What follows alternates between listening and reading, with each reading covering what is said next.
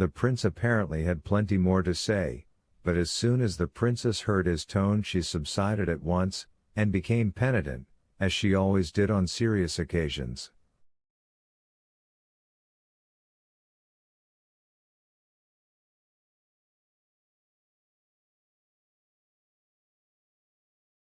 "Alexander, Alexander," she whispered, moving to him and beginning to weep.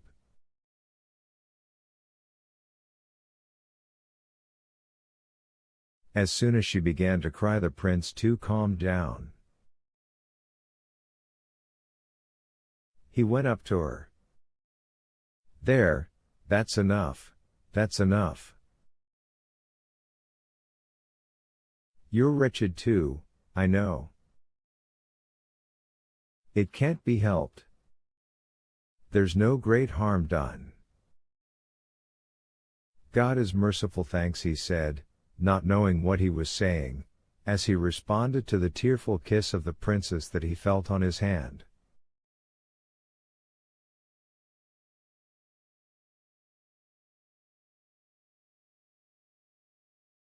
And the prince went out of the room.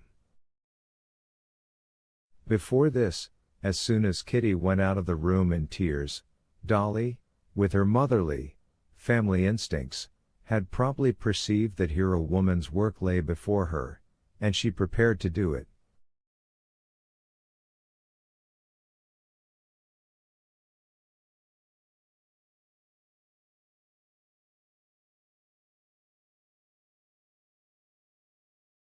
She took off her hat, and, morally speaking, tucked up her sleeves and prepared for action.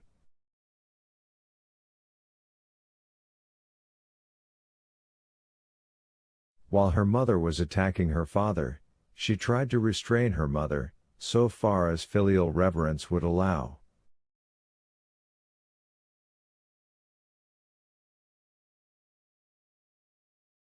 During the prince's outburst she was silent. She felt ashamed for her mother, and tender towards her father for so quickly being kind again.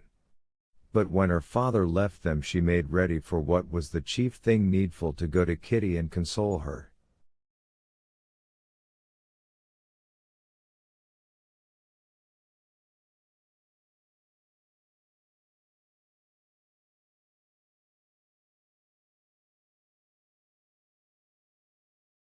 "I'd been meaning to tell you something for a long while, Mama.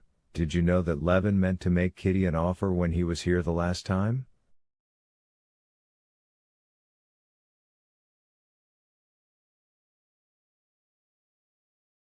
"He told Steva so." "Well, what then?" "I don't understand." "So did Kitty perhaps refuse him?" "She didn't tell you so?"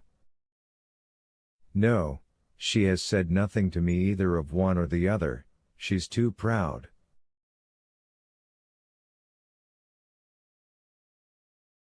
"But I know it's all on account of the other." "Yes, but suppose she has refused Levin, and she wouldn't have refused him if it hadn't been for the other, I know."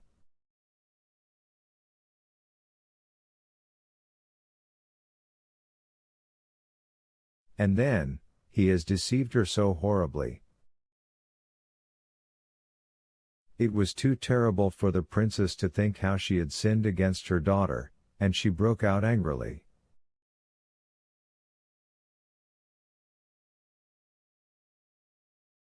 "Oh, I really don't understand.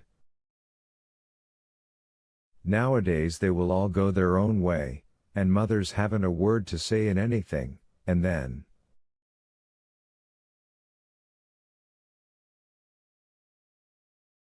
"Mama, I'll go up to her."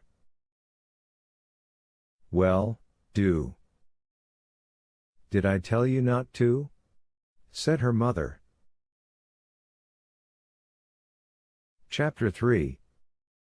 When she went into Kitty's little room, a pretty, pink little room, full of knickknacks in _views sacks, as fresh, and pink, and white, and gay as Kitty herself had been 2 months ago, Dolly remembered how they had decorated the room the year before together, with what love and gaiety.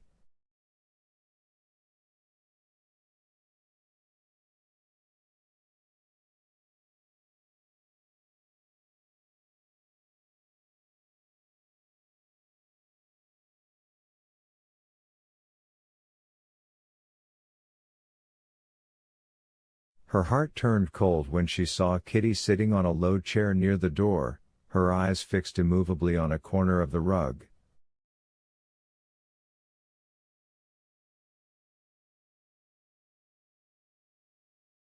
Kitty glanced at her sister, and the cold, rather ill-tempered expression of her face did not change.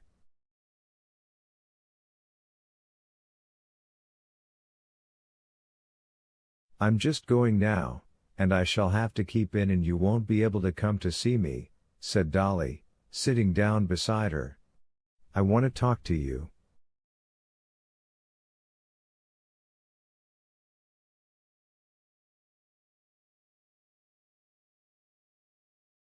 "What about?" Kitty asked swiftly, lifting her head in dismay.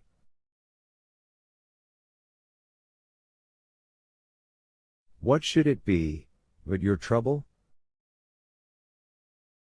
"I have no trouble." "Nonsense, Kitty. Do you suppose I could help knowing?" "I know all about it. And believe me, it's of so little consequence. We've all been through it." Kitty did not speak, and her face had a stern expression. "He's not worth your grieving over him," pursued Darya Alexandrovna, coming straight to the point.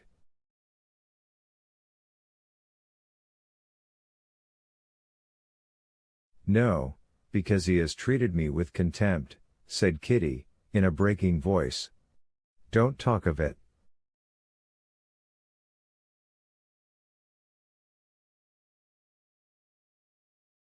"Please, don't talk of it." "But who can have told you so?" "No one has said that." "I'm certain he was in love with you, and would still be in love with you, if it hadn't."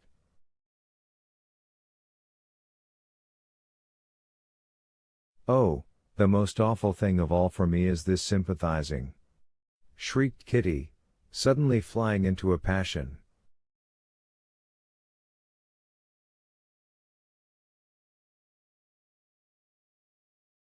She turned round on her chair, flushed crimson, and rapidly moving her fingers, pinched the clasp of her belt first with one hand and then with the other.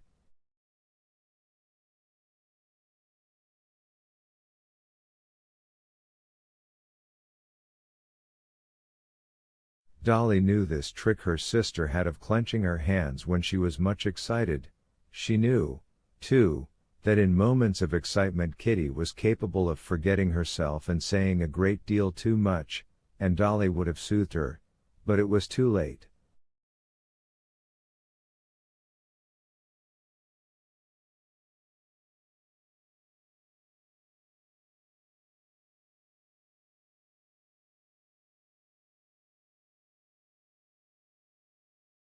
What is it you want to make me feel, eh?"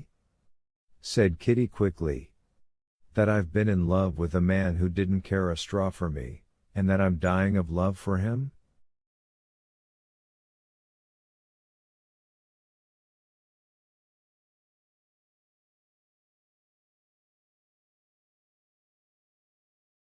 "And this is said to me by my own sister, who imagines that she's sympathizing with me. I don't want these condolences and humbug."